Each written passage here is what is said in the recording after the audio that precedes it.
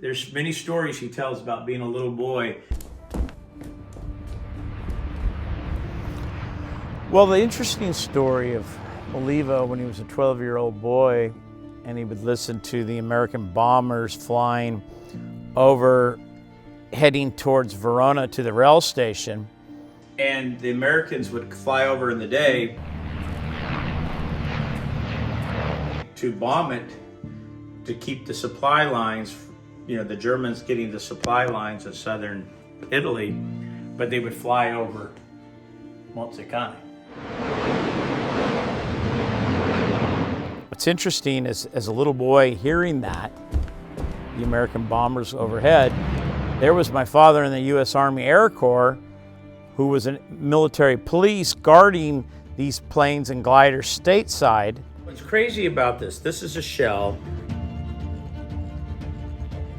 Olivo would find in the fields big brass cartridges from an American aircraft during World War II. Maybe a Spitfire that was shooting its machine guns.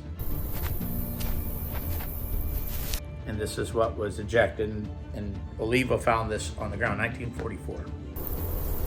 You know it's American because the Americans had the brass cartridges for a 12 millimeter cannon, if you will.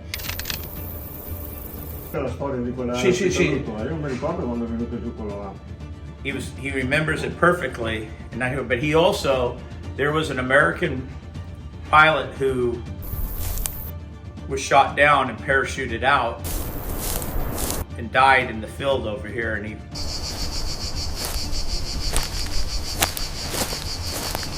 he remembers going out there.